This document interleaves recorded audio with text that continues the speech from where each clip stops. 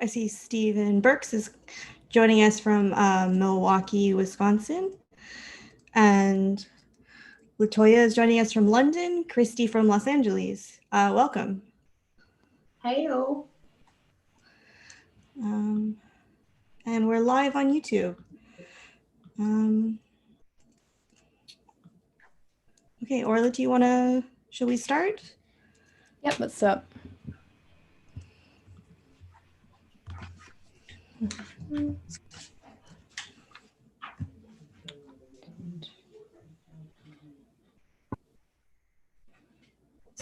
Alex, would you mind doing the introduction just because I'm having a few connection problems at the moment? Yeah, just give me a sec.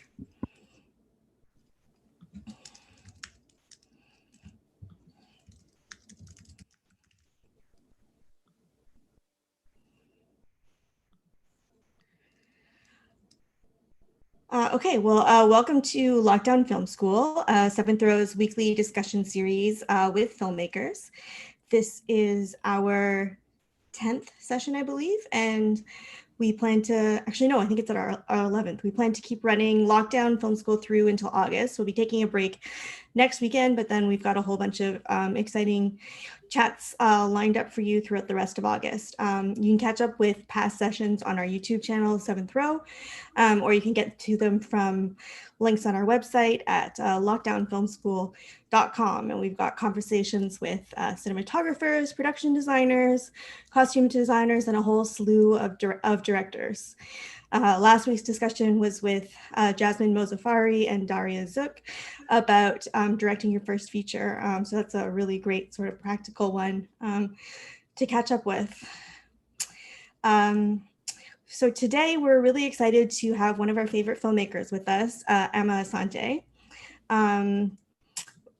Before Amma became a writer and director, she was actually a child actress. In her late teens, she left the world of acting and eventually made the move to screenwriting with development deals from Chrysalis, Channel 4, and the BBC. Her first feature, A Way of Life, premiered at the Toronto International Film Festival in 2004 and won Amma 17 international awards for her writing and directing. Her second feature, Belle, was a commercial and critical success, taking a higher per-screen average than Spider-Man 2 in its opening weekend in the US.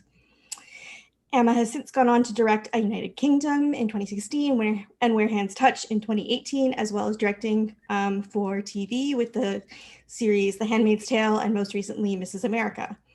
Her three most recent films are really insightful portraits of race, period, and relationships, wrapped in a sturdy and familiar casing of an awards-friendly drama. Asante uses accessible commercial filmmaking to ask big questions, spreading those ideas to a wider audience than a niche art house drama might. So we're really excited to welcome you to our discussion today, Amma. Hi, thank you. Good to be here. So I kind of wanted to start. Should we just to clarify? Oh, yes, go for it. Yes. If you're in the chat on YouTube or on Zoom, you can go to the Q&A tab at the bottom throughout the session and type in any questions you have for Amma. And in the last 15 minutes, we'll deal with those questions from the audience. Great. So we want to start way back at the beginning. So because I understand you were a child actress well before you were a director. And I'm wondering sort of how you got into acting and then how that interest sort of shifted into writing and directing. Sure. Well, I was pretty relatively shy kid on the outside. At home, I was loud and boisterous, but I was pretty shy, and I was creative. And I think my parents, who were immigrants who came to the UK in the 60s, kind of thought, particularly my father, that maybe sending me to stage school is what we call them in the UK, which is like full-time theatre school where you do formal subjects as well as theatre studies, might be a good way to try and nurture my creativity. My brother's a scientist, my dad's an accountant, my mum was a shopkeeper. There wasn't really anybody doing what I do now in the family. So I went to stage school full time, and from the age of 10 and around about the age of 14, I got into a UK TV series that ran for about 30 years in the UK, although I wasn't in it for 30 years. So I was in that for 3 years, and it was called Grange Hill. And it was a really great kind of basis, and still is really, upon which I stand as a director. I learned a lot of things about what I was not good at, acting being one of those things. But it also allowed me to really understand that I loved the world, and particularly I loved the power of storytelling. I think the key thing about being a child actor, not in Hollywood, is that you go back home to normal life, you go back home to your community, and you really get a kind of really instant sense of how the work that you're doing, particularly this show that was on twice a week in the UK, that the impact that the storylines can have on the community that you're from and the communities that you're from. And I think that was really big for me. It was a real kind of it really kind of nurtured my love for and my not necessarily my wish to be in storytelling, because I didn't think I could be in storytelling. I didn't have anybody who looked like me around me, but my love for it nevertheless. And then, so what got you interested in directing and writing? A long story. I mean, again, not many role models, not many, we didn't have social media in the way that we have now, where I can be, I don't know where you are, Alex, where are you? Yeah, I'm in Canada, in Toronto. Okay, yeah, so you couldn't do what we are doing now, kind of, I'm assuming you're in the UK, is that right? Yeah. Sorry, you were muted. Yeah, we couldn't do what we're doing now, where we're all kind of linking up from every corner of the world. It was very, very difficult for me to learn about filmmakers like Julie Dash, who, later went on to make Daughters of the Dust, and to learn about Uzan Palsy and people like that. And so it didn't cross my mind that I could do this in any way. On Grange Hill, we had there was a really great filmmaker who also worked on the show, and at the time he was a script editor. So that was Anthony Minghella, the late Anthony Minghella. Oh wow. And Anthony's career in many ways kind of was the first that I saw, because the UK is very much, or at least it used to be, very much decide what you are and then just be that thing. And you can't be two things, you can't be three things. Who are you to try and be a triple talent or a double talent? But he was really the first sort of career that I followed because of his attachment to Grange Hill, where I saw him go from being a script editor to a theatre writer, a theatre director, then a screenwriter, and then a screen director. So I really admired his career. I left acting when I was about 17 or 18, as I say, because I was bad. And I did what my mum told me, basically, which was to go to secretarial college and learn to type. And I was just trying to get my typing speed up and writing what I knew. And what I knew was scripts. So I wrote a script, and it was that script that I wrote in my mother's pseudonym. When I finally decided to send that script out, I finally got the courage to send it out. And that was just because a friend in the industry read it and said to me, "It's good. You should think about sending it out." But the only people I knew in the industry only knew me as a child actor. They didn't know me as anything else. I didn't think they'd have any trust in what I had to give. So I did it in a pseudonym, and I sent it out to a number of producers that I knew as a kid, and didn't expect anything to come of it. One of those, a man called Mick Pillsworth at Chrysalis, read the script and then sort of contacted the agent that I had sent them through and said, we'd love to meet this woman. And of course, my agent then had to say who I was. And I was convinced that would be the end of it, that would be the end of, my bid to try and be a writer.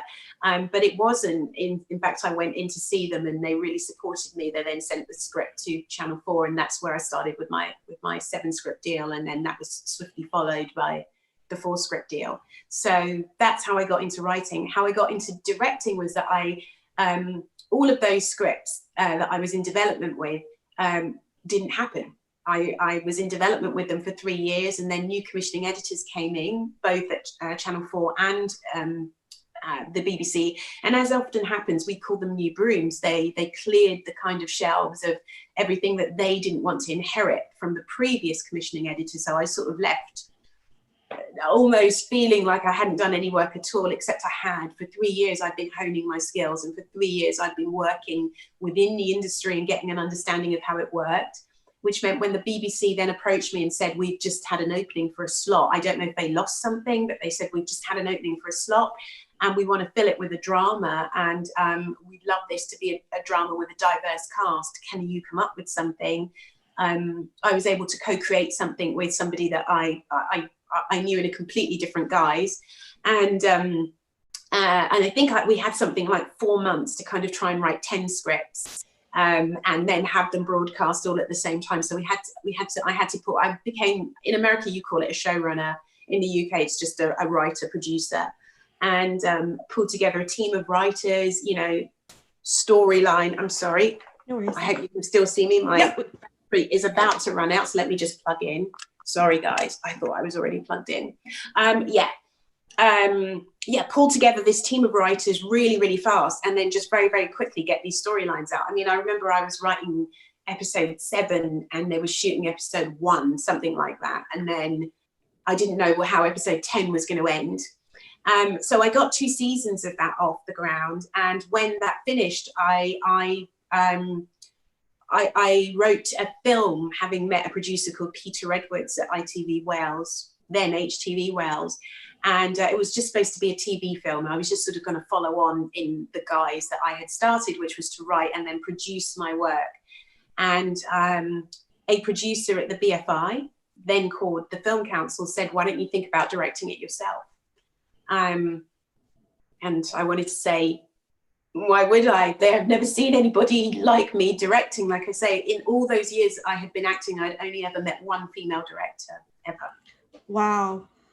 So it just wasn't something. Just give me 1 second, guys. Yeah, sure. I'm just going to take my brilliance down just so that I can make sure that that battery stays where it needs to. So I said no. I actually said no. Because I really loved the script I'd written. Was A Way of Life, my first feature, and I loved it. I'd researched it. I had, fallen in love with all of the characters, awful as, many of them were. And I didn't want to be the person who ruined my script. So I had gone through, we had sent the script to many people, Stephen Frears and you name it, all of the kind of people who looked like what stock standard directors looked like at the time, and for the most part still do. I had sent my script to in the hope that, one of them would bite. And eventually I ended up, the BFI ended up financing me to go and shoot a couple of scenes and see how I felt behind the camera.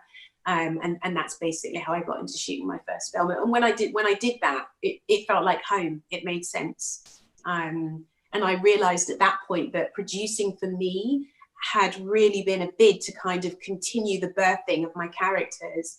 And actually what I really wanted to do was direct, but I didn't understand that. And I thought, if I produce, I can kind of stay the process. I can stay the length of the process with my characters and kind of, protect them from an evil director who will come along and completely change them. And actually, that's not what you do with producing. That's just not your job to do that. Your job as a director is to do that. And so that's what I do now. I mean, you've worked on films and TV, I guess, too, that you've written, but also ones that you're working with someone else's script. And I'm wondering how you feel like that differs for you, especially given that, you started as a writer, even though eventually you figured out that directing was sort of your real passion. The truth is, the only script that I, in terms of film, that I've actually directed that I haven't written is a United Kingdom. On Belle, the WGA saw fit not to give me my writing credit on that. So, as we all know, they do at times. So the process, actually, I'm much more familiar with directing work that I've written, but I certainly can, like TV, Mrs. America, Handmaid's Tale, all of those are not scripts that I've written. A United Kingdom was something where, one goes through the whole, a process of development and also does what we call director drafts, which are absolutely director drafts. They're not, I wouldn't call myself the writer. I'd say I'd be doing director drafts on those, unlike the others. And what would I say? I mean, I would say probably the difference for me is when I'm on the outside, and I think you can probably tell if you study the work. When I'm directing something I haven't written, I think I direct from the outside. I think I direct as an observer. I think I direct as a viewer. I think I am absolutely your eye in that way. When I've written a project, I feel I probably direct more from the inside, and I am the gaze, if that makes sense. And I don't think, I've said this before, I don't think one is better or worse. I just think they're different. They're sort of different ways of how you come at telling your story. But I think that's the case. I mean, oftentimes, if you think about something like Mrs. America, which it's a historical piece, and you compare it to the films that I've directed and the films that I've written, with the films that I've written, I go back about 100 years in research in order to get to present day as the film is, and understand the characters and the history and the kind of the politics and the economic circumstances and all of that, because that can tell you so much about your characters and the people that they've been born of as well. When you come on board, and that's a really great process, that's a really great kind of submerging yourself in the process in itself. When you come on board something like Mrs. America, you still have to do your research, but you're sort of running to catch up with the process because you haven't been doing that. If I do, I don't know, 3 to 6 months of research before I write a film, and then I continue all of the research process as I'm going along, when I do something like Mrs. America, I'm already into the production process. I'm already storyboarding. I'm already doing all of that, and I have to do the research at the same time. So, and you're filming 2 hours of TV in half the time that you shoot 2 hours of film. So the amount of kind of catching up and no sleep that you go through is quite profound. But I love it, and they're different. And I feel like the work that I do in TV sort of gives me really particular kind of muscles that I can bring to film, and vice versa. And I think that's why I love doing both. So what do you feel like you get from each medium that then you sort of bring to the other medium? Well, I think learning, certainly, that because I think if you ask me, Amma, do you have a hallmark for your films? I would say I love to have style and content. So I love for my movies to look as beautiful as, hopefully, I try to make them profound and powerful. And you can get very you can get very, very caught up in an idea, if you like, that takes time. Getting beauty takes time.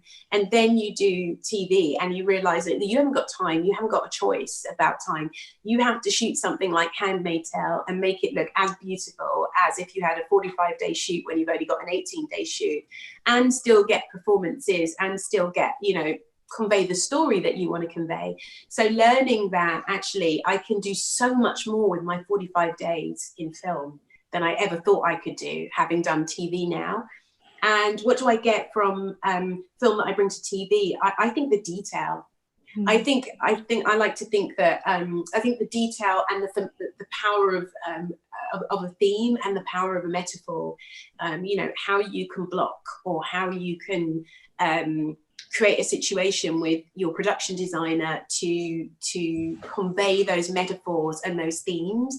And I think that oftentimes, because you have to shoot TV very, very fast, I think detail can be missed sometimes. And I think for me, the detail of characters and their interior story, which for me is the key, the biggest relationship on screen for me, and I think film is big on this, is the one that, your central character has with themselves.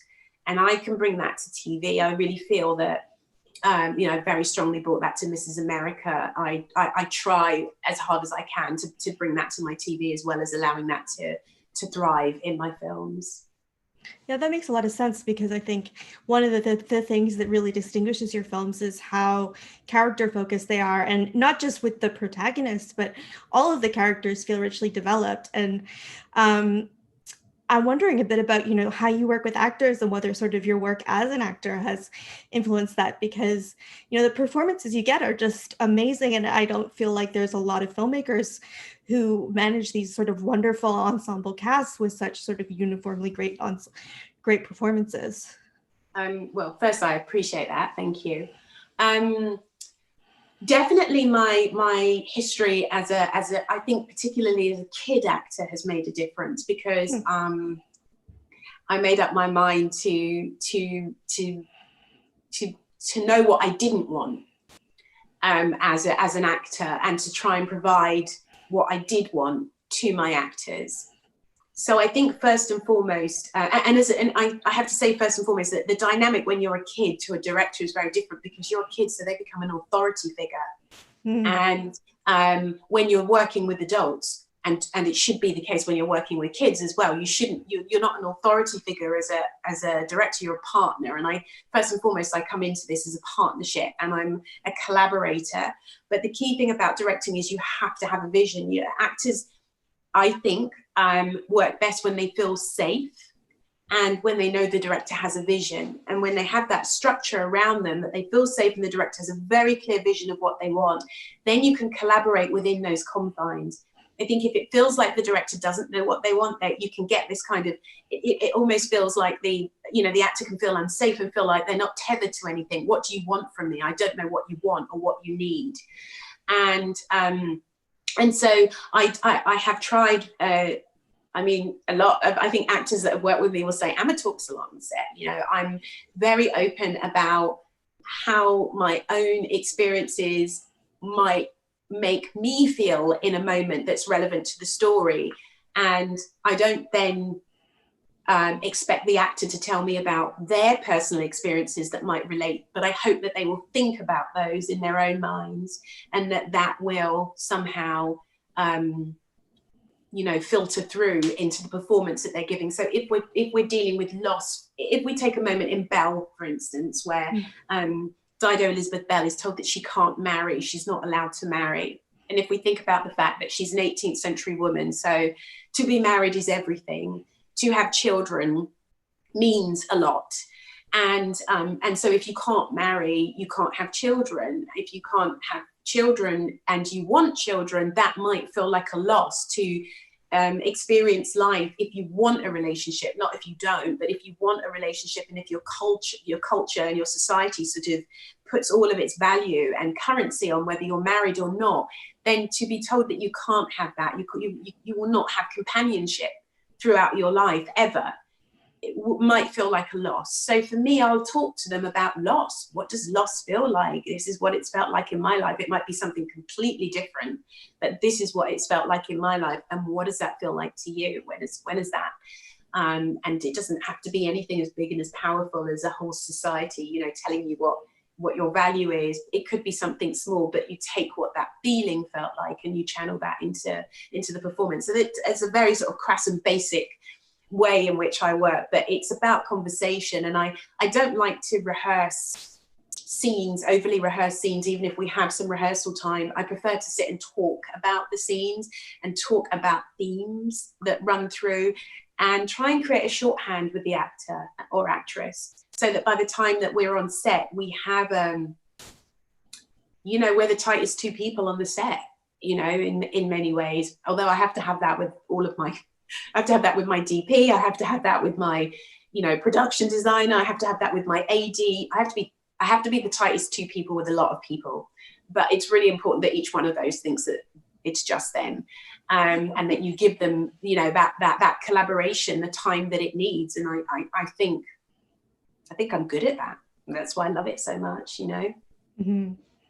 I mean, your films deal with a lot of complex ideas about history and politics, and the actors have to carry those ideas on their backs. And I guess I'm wondering, how important is it to you to cast actors who, can intellectually engage with these stories, to understand their political context and collaborate on ideas beyond their ability to perform a character convincingly?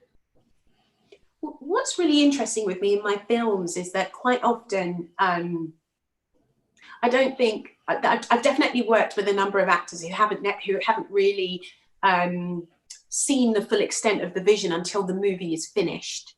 And so you're often, you know, and especially as, you know, I've mentioned it many times in my TED talk and everything, somebody who's my shape and my flavor, you know, both a woman and Black, where we're not commonly seen as leaders on set.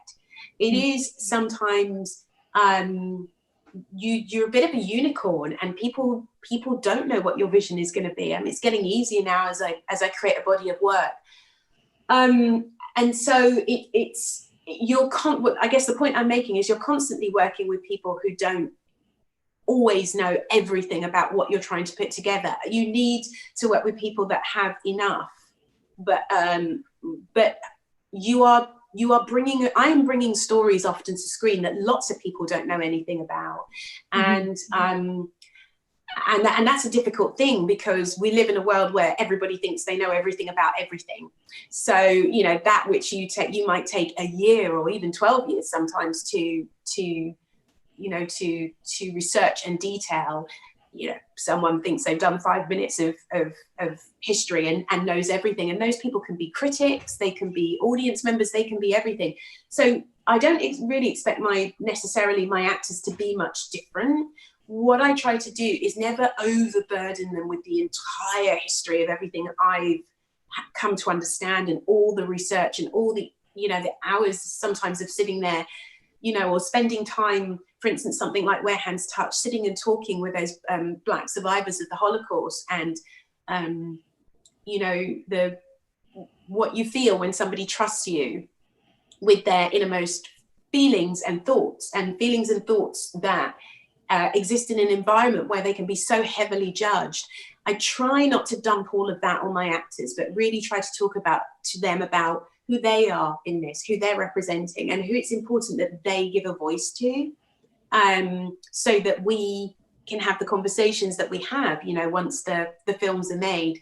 And we do, you know, I kind of gauge it by the actor. You know, some actors will come and talk to you about, you know, George Mackay will go off and do months of research himself, and if he has a break in the middle of us filming Where Hands Touch, he'll go off to Germany and do even more research.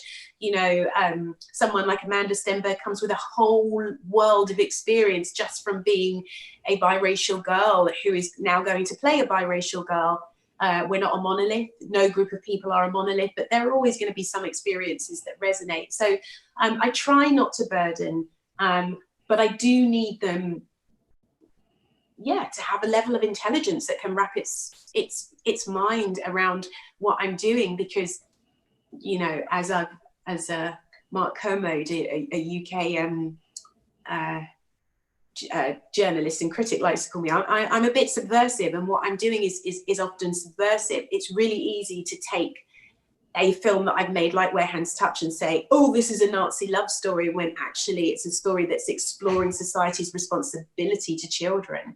What is our responsibility? And look at where we are today, the language we use and our behaviors, and the fact that we live in a world now where any child, including the child of a victim, can click onto YouTube and watch a man be murdered for 8 minutes and 46 seconds. Like, what do we think that's going to do to the kids that are growing up today? And you can take Hitler Youth from, you know, the 1940s, or you can look at today and say, either way, society has a responsibility to children. And the kind of laissez-faire rhetoric that we kind of blast them with, and then say, grow up as really good, decent human beings, sometimes just blows my mind. So it's, you know, these are complex things that I'm dealing with that kind of require complex responses, really. And that's not always what life delivers often. I mean, that's a really interesting way of thinking about Where Hands Touch is sort of this responsibility to children, because I feel like that's something that is part of a way of life as well. 100%. And those they're companion pieces, Alex. If people often say to me, oh, it's Belle and Where Hands Touch. No way. It's a way of life. And Where Hands Touch. They're companion pieces. I guess. I mean, the other thing you were talking about is, you know, people are sort of mislabeling Where Hands Touch as a romance. And I mean, there is a romance component to it, but I would also agree that that's not really what the film is about. But I think something that's interesting in your recent films is you've sort of used a plot that involves romance to sort of talk about bigger, complex issues. And I'm wondering about like what it is to you, why you feel sort of like that's a good or a helpful vehicle in order to do that. Well, so I think first and foremost, I'm going to start with an answer that's going to go, what's this got to do with Alex's question? But let me hit you with it. First of all, you know, still, I think the last time I checked, and it was a little about 5 years ago, I checked, I represent 0.4% of the industry as a Black woman. And whether you're Black or white or male or female, what we do in our work is we have to walk into many offices often and sit there and say, I've got this idea in my head and I can partially tell you what it is. Like I can do mood boards and, you know, and I can give you a script and, but you're still not going to see it till its full extent till I finished it. But I need you to trust me and just give me millions and millions of dollars of your money. And I promise you it will be great. And their first question is, great, what is it and who's going to be in it? Who's going to be, you know, the box office name that's going to bring me back the money that you're asking me to deliver to you and trust you to spend? And the reality is that when you are a person of color, there's a reason why we're represented so little in the industry. It's because we're not given as many opportunities. And so you have to find your way round those obstacles in many ways. Love stories are highly... Two things. Love stories are highly financeable. Financiers like to put money into love stories. They think audiences come to see them. They believe that women drive the box office. You know, they go and see movies and that they take men with them. And they believe that women like to go and see love stories, much in the way that they used to believe that there was such a thing as a chick flick or chick lit or that kind of thing. So that's one reason. The other reason is that actually I intended, the only love story I really intended to make was Where Hands Touch. It was meant to be my second movie, but it was deemed too big for me, having done A Way of Life. And so I knew I was either going to have to not make it and therefore not be able to make another movie, or that I was going to have to prove that I could make but I'm a filmmaker, I can tell stories. And so when my producer sent me the picture postcard of Belle and said, look, I really want to tell a story about the women in this postcard. And I said, that's really great, but that isn't the story I would want to tell. I would want to tell the story about the Black woman in that postcard, in that painting. And eventually I was allowed to do so. That was to prove that I can, you know, because one of the things that they, you know, the industry kept saying is, you know, we can see she's a filmmaker and she can make films, and, you know, she won a BAFTA with her first film. That's really great, but it's really hard and it's really edgy and it's really like, she's very unpolished, you know. And so I thought, well, they want polished, I'll give them polished. So I gave them BBC costume drama, white girl polished with a Black girl at the center. And then, of course, they said, well, we can see she can make movies, but it's all very nice and pretty, isn't it? It's all very polished. It's all very BBC. And so, you know, that's not just a thing that we come up against as people of color, but that's also something we come up against as women as well. We're constantly having to prove that the last thing we did isn't the only thing we can do. And so I made Belle to prove, and I got about 3/4 of the money raised for Where Hands Touch. And I realized I still didn't have enough. So then when David came to me and said, look, Amma, I got the rights to this book many years ago. I've been wanting to make it for a really long time. Really would love you to come on board and help us get this made. I thought, you know what, I'll make this movie, 2 countries, 2 continents, you know, well, I can cast it, you know, brilliantly. And then what can they say? They'll have to just be really honest over and if they don't want to give me the money now, they can't say it's because I'm not experienced, because, you know, I don't have enough, you know, tools in my toolbox. They'll have to just be honest about why they don't give people like me usually opportunities. And luckily that didn't happen, and they, you know, I got the rest of the money, and I'd like to say the rest is history. We almost, you know, went ahead kind of hiccup free, except just a couple of weeks before we started filming, and we lost the financier, and that was another whole story in itself. But had I made Where Hands Touch as my second, not my fourth film, there would be no Belle, not as you know it. Would be an entirely different film, trust me. And there would be no A United Kingdom as you know it. It would have been a different film. It would have been based on Susan's book, but it would have been a different film. In what sense? I wanted definitely to tell a story about one country's journey, one African country's journey towards independence. And that was very much a part of it for me. So when I talk about being subversive and maybe smuggling ideas, it was very key for me that we really understood that what Africa's journey in part looked like on its way to gaining independence. My parents are from Ghana, and Ghana was the first sub-Saharan African country to gain its independence. I was raised on those stories of what happened after India got its independence in 47. And so anywhere you look where you see less love story it was very, very important for me to build up. It was very important for me that we heard the voice of the Black women that Rosamund Pike's character was going to become queen of, that we just weren't in an environment where we really felt we could just send her to Africa and that those women would just accept it, or sort of in a group way, just kind of, grown their discontent, but actually that we could hear from those women. So there are lots of ways in which, having a Black female behind that film makes it a different kind of film than the one that it might have been had it not. Mm. I mean, you mentioned that when you're sort of pitching to financiers, they want to know what's it about and who's in it. And I think one of the really impressive things about your films is that you tend to sort of anoint new stars. Gugu Mbatha-Raw had done some great theater work, but that was really her first like real screen showcase. And you've had, like George McKay, you had cast well before he was sort of ubiquitous like he is now. And, you've a lot of your other supporting actors, now they're all over the place, like James Norton and Jack Lowden, but you kind of had them before that. But you also have worked with sort of real veteran British actors, and I'm sort of wondering about your casting process, because you really bring these wonderful ensembles together.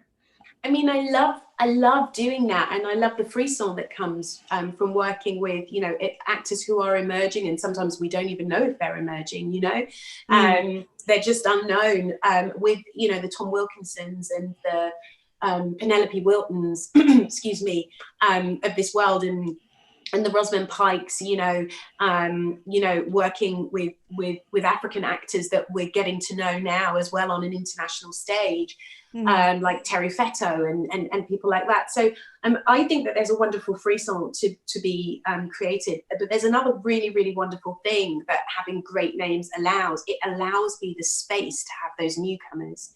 Because when big names come in and they take the pressure off the film and they make the financiers feel happy and comfortable, then it means that I get to cast other characters who hopefully have good, meaningful roles as newcomers, and that's a really great thing. So I'm always super grateful to those bigger names who will come on board and work with a name like mine, which is working but still emerging, and know that part of their role is to sort of be the basket that catches some of this new talent that's coming along at the same time. And that's it's just a joy to be able to do that. And I love seeing those actors grow. I mean, I love seeing where James Norton, the heights that he's flying to right now. And I love it because I have a knack, if I say so myself, of picking really good people, really nice people to work with, really, really good on the interior. And so it's really wonderful to see their stars kind of rise, and for them to get the kind of recognition that they deserve. Good people deserve good things to happen to them, and we know that we live in a world where that's not always the case. So when you see it happen, it's a great thing. Well, I feel like I could talk to you about working with actors for like another hour, but I do want to get your thoughts on sort of some of the more technical sides of your films, because I really feel your films are very polished now. Like they are really these beautiful, sumptuous films that drop you into this world that, you might think but discover you don't. And, I'm wondering about, how you pick your heads of departments and, how you work to collaborate with them to create these kind of immersive environments. Well, I'm a complete and utter control freak, but I'm also somebody who absolutely respects the creative process and what it is to be a creative. So I talk often about the fact that I've tried to really constructively use my control freakishness. And the way that I do that is that I'm an absolute control freak when it comes to picking my heads of department, choosing them. And I spend my time, really a lot of time, doing that. And if I've done that well, and if I've been control freakish enough, then it means that once I've got those people, I can let them do their work. I don't have to micromanage them. I don't have to interfere with their creative process. It then becomes a beautiful collaboration in which they consult me, and we sit down and we have our meetings, and we do things like we talk about wallpaper and approve wallpaper, and and we do we review props and do all those things that you normally do when you're a director, but I don't micromanage them.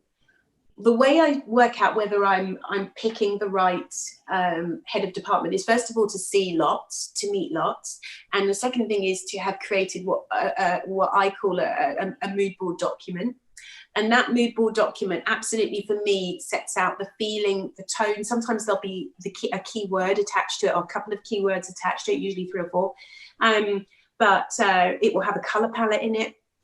It will have a sense of world. For instance, Dido Elizabeth's world, went from being, this big kind of ice cream colored world, kind of color palette, if you like, in which, the ceilings were really high, and we had sparse furniture in the rooms, and they were like dolls in a doll's house, whilst they were naive women. But as they really started to understand aspects of themselves in the world, gender and race and the intersection of both in Dido's case, their world, they grew bigger within their world. And how we did that was we lowered the ceilings when they got to London, and we used darker woods, and we used richer colors. We used, instead of using pastel green or pastel blue, we would use emerald green, and we would use deep burgundies, instead of baby pinks, that kind of thing. So their world became more sophisticated, and they became women, and they began to understand the context, even if, like Elizabeth, she was slightly in denial.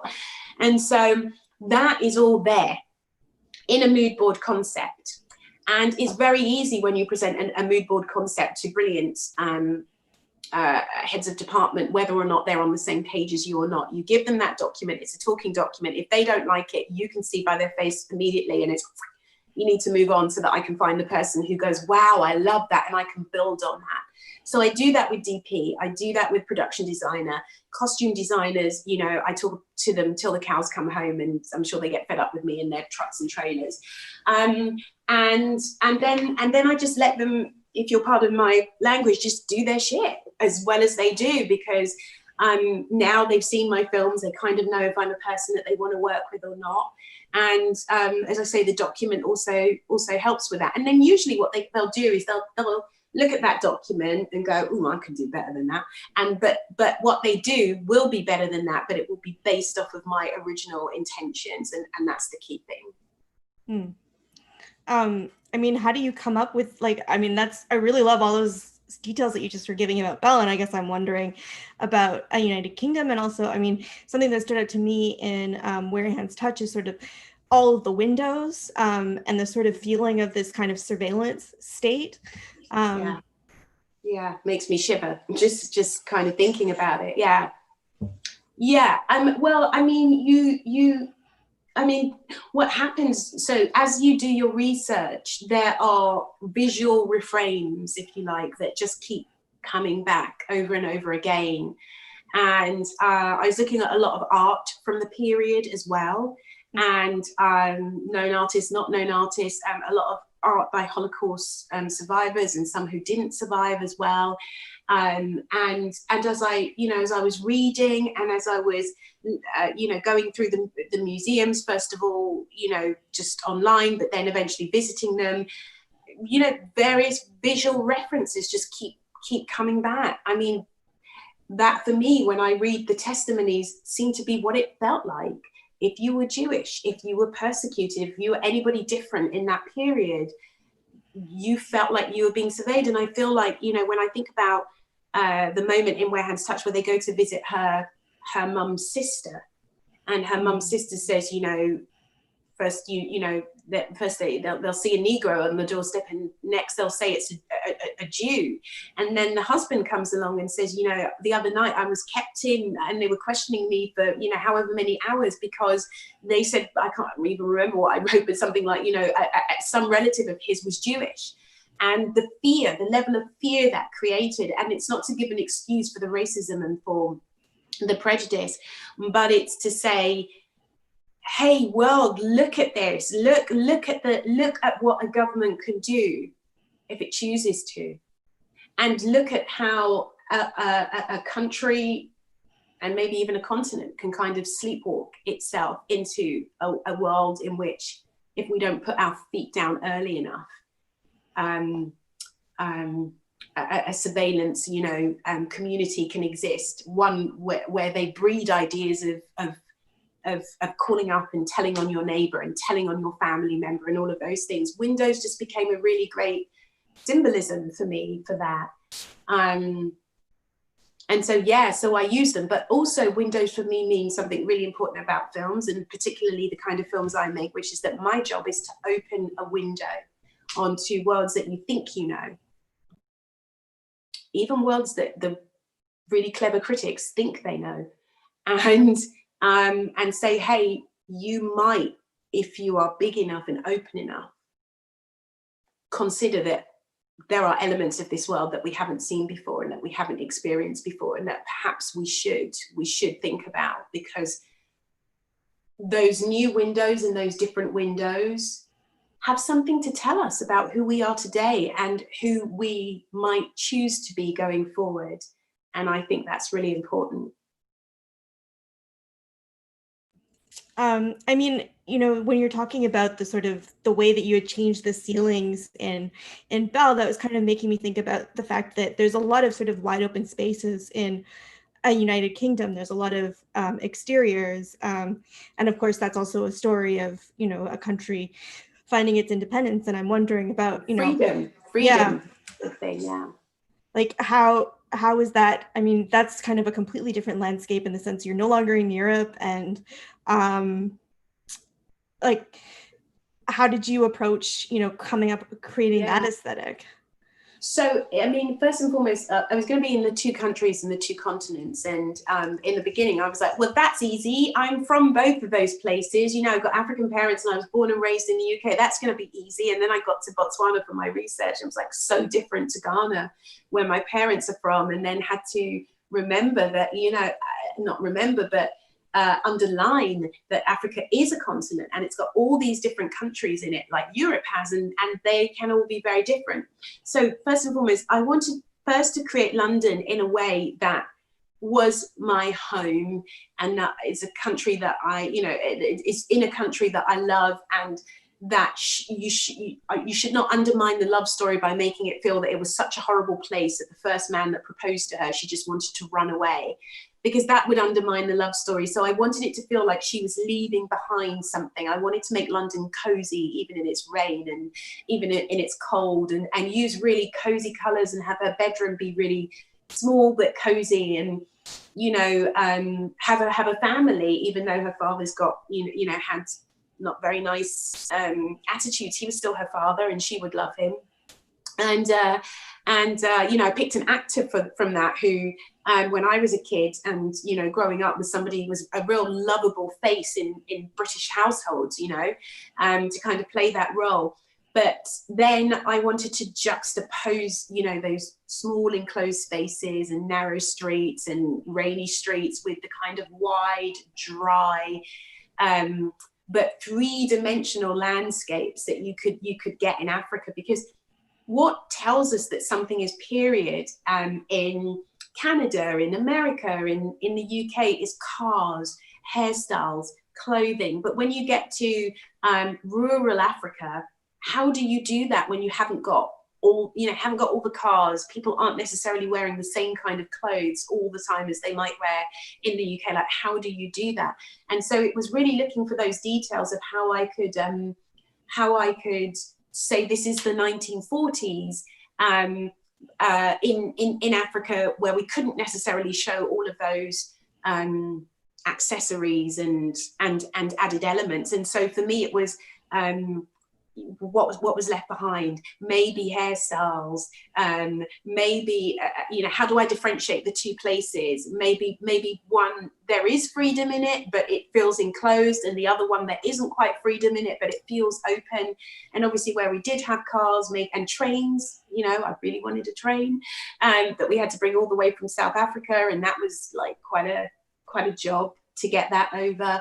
And one thing that I discovered also was that in Ghana, where my parents are from, prints are a very important part of the design of clothing. You know, West African fabrics have prints.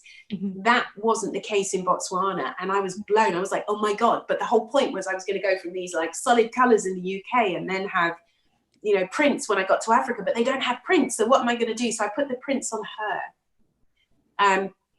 You know, Rosamund Pike's character wears prints and all the other women wear block solid colors. So I was still able to do that. She doesn't wear them in the UK, but she does wear them when they get to Africa. So it's constantly saying, what's the juxtapositions, but not so that it ends up looking like two different films. You sort of still have to create a cohesive Amma aesthetic, you know, to the whole thing. You've got to say, what's your voice and what's your vision and what brings these two elements together, but still allows them to be different. Like him and her. Yeah. I'm going to turn it over to Orla now for our audience Q&A. Sure.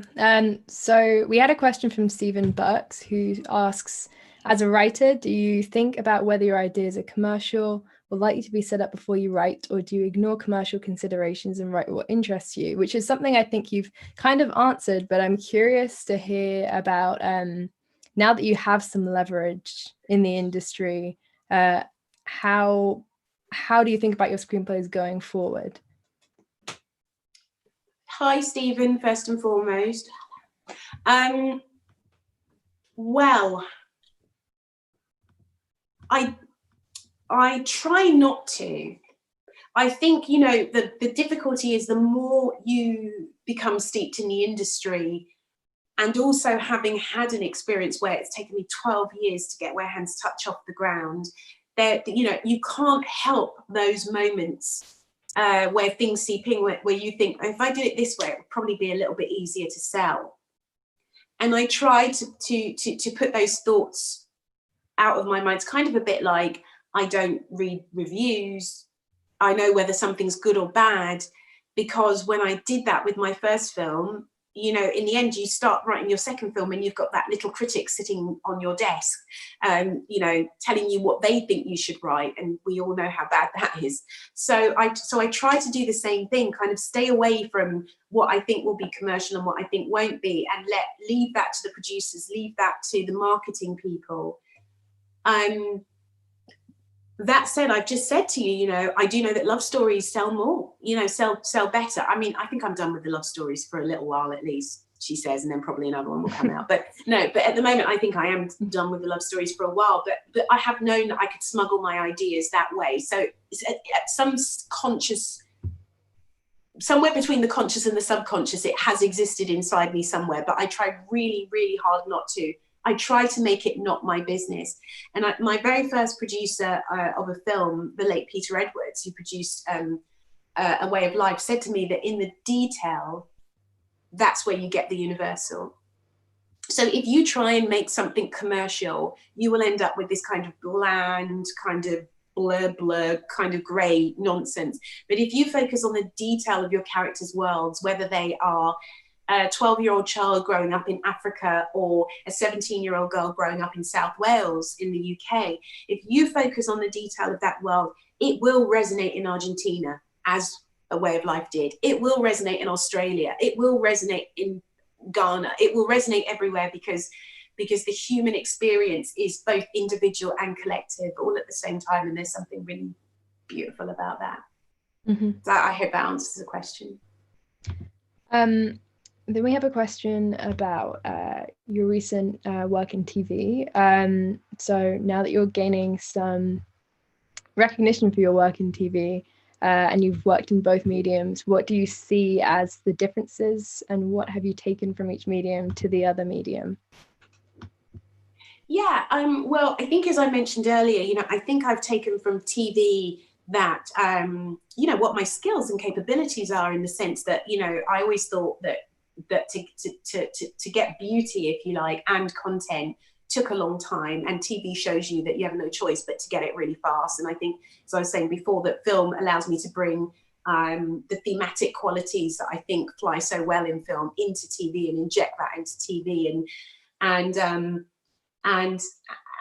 think about epic emotion, because I think about epic not just in terms of the visual scale of landscapes, but also about how you tell stories, interior stories. So I think about epic emotion.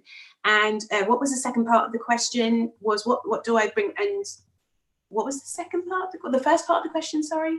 The question was, what do you see as the differences in the medium, and what have you brought? The difference as well. I mean, I think that the difference, the way that TV and film has operated over the years, they've kind of sort of swapped roles, I think, over the years. So sometimes you get periods where film is really bold and really courageous, and, independent film is really doing great things, and TV is pretty safe.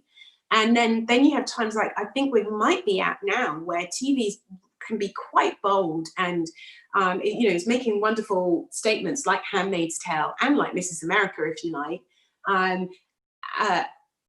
where and film maybe feels a little bit safer. I think the other thing is that being able to explore character or stories over 8 hours, I think, is something that is so difficult to do in film. And Mrs. America coming out in an election year and saying, with each episode we're going to focus on a different, we'll center a different woman in the movement, is a real joy, and something that would be much harder to do in film. So I think that there are real kind of pros in the format, and pros and cons for the formats of each, and you just have to decide what format your story is best suited to, I think.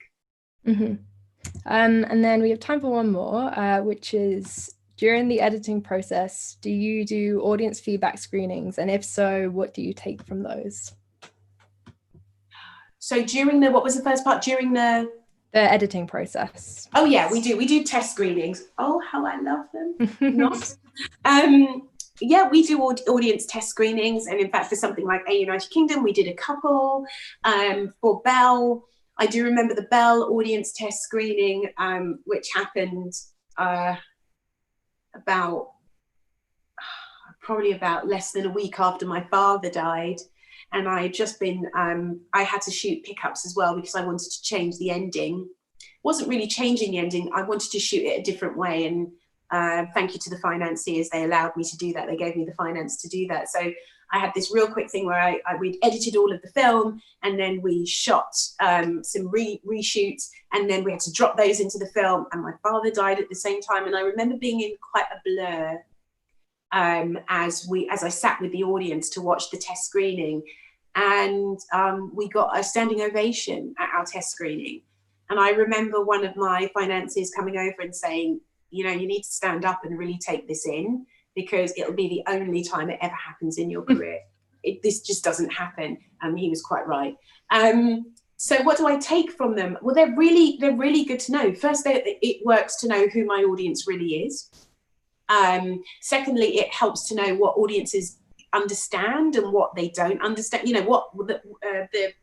What I'm trying to convey, whether what I'm trying to convey actually is conveyable and makes sense to people. I'm less concerned. It bothers me if audiences don't like my protagonist.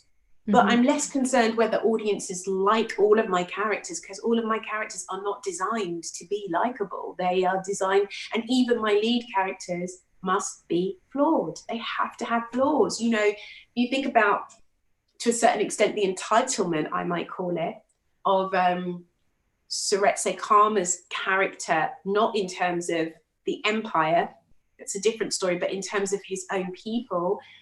We might talk about whether monarchies and kings are, relevant to today or not. And he had to go through a process of letting go of his family's entitlement to become a place where he could, you know, bring in a wider kind of democratic ideal to his family. And in that, some might argue there's a flaw in that.